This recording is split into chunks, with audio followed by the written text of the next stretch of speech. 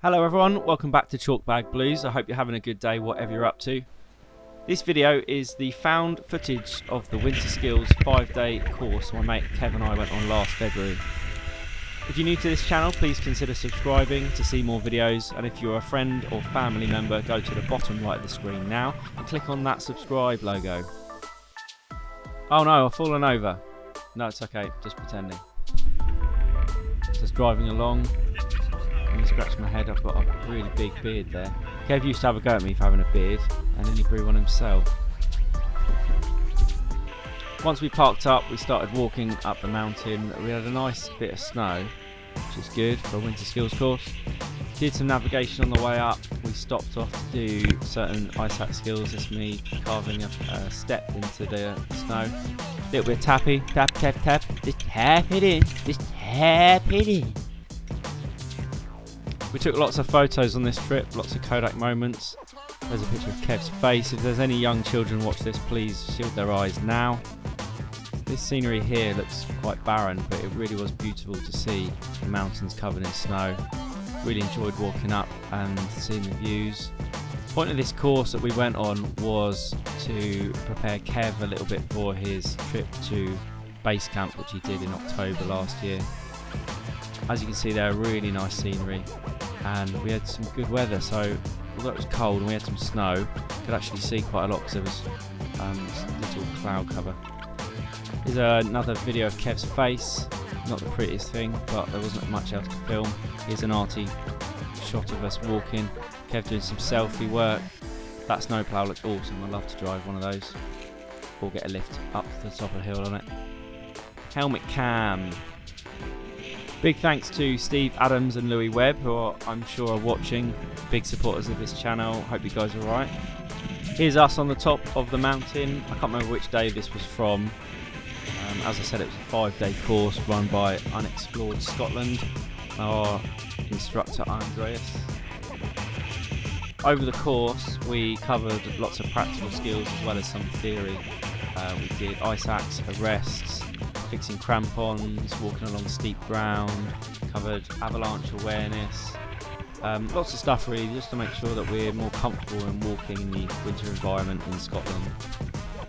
Here we're walking down backwards. This is to simulate a really steep walk down.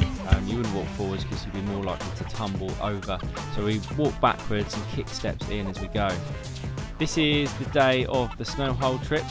The plan was to hike up to the mountain, find somewhere where there's lots of snow, maybe in a sheltered area, and then dig a snow hole and sleep in it.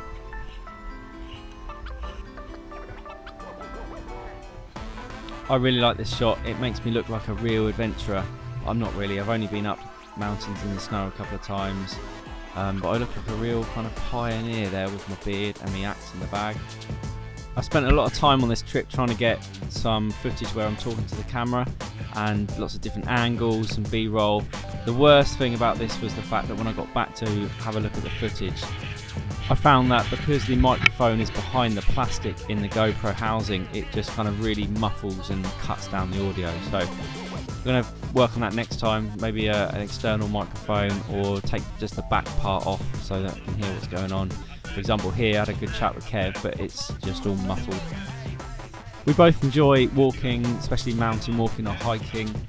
The difficult thing is though, if you walk too fast or if you're exerting too much energy, then you just seem to sweat, and that means that when you sweat you become wet, which just ruins all your kind of clothing, especially if you're wearing down.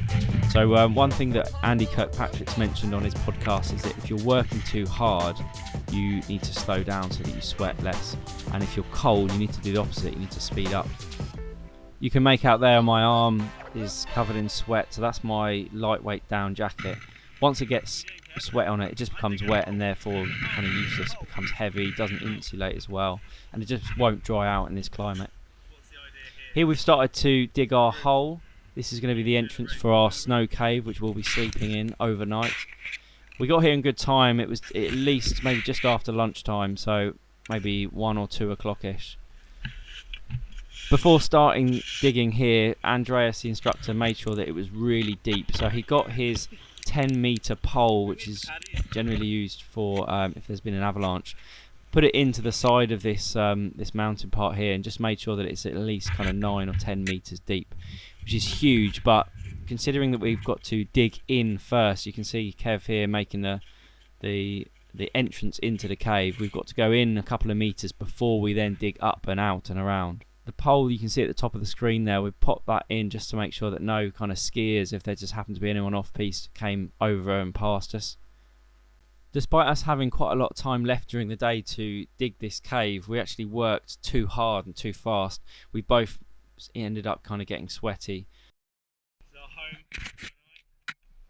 Not quite built yet.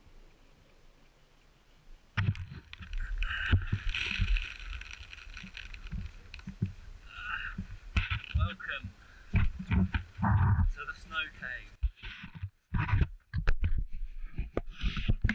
Kev in his boots. Oh. Bedtime. What time is it? Oh my god. 9:30. No, 7:30. 7:30. We've had dinner. Packed most of our stuff away. Sleeping bags out and ready. Both had a piss outside. Let's take a look at the cave. This is the kitchen with the petrol stove, little candle. It's a shelving unit. Moving on to my bedroom. Sleep tonight. Shelf. Here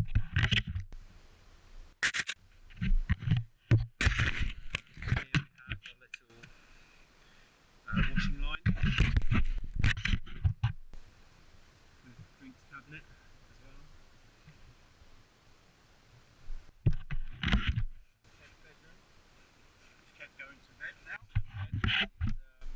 Old and mature adventurer.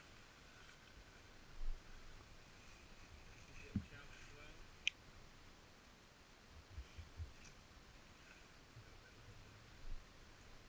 Thank you. How old's your baby? This? 2 years old? Older than Brad. It's quite roomy, but there's not loads of space to do anything. Our entrance, we need to get out.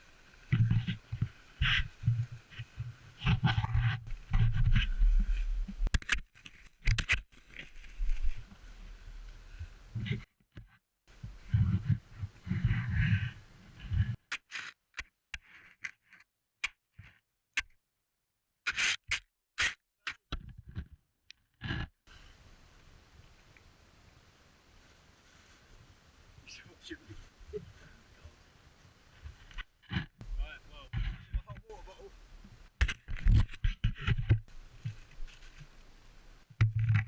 Boiling water. Right, well.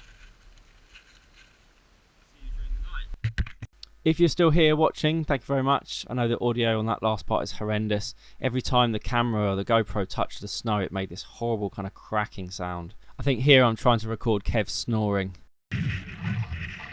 And here we are, so we made it. This is the next day. We managed to sleep the whole night in the snow cave. It wasn't too bad, but there were certain points where Kev's snoring woke me up, and then once I realised I was awake and cold at about 3 in the morning, it took me ages to try and get back to bed. But actually it wasn't too bad considering we slept underneath the ground.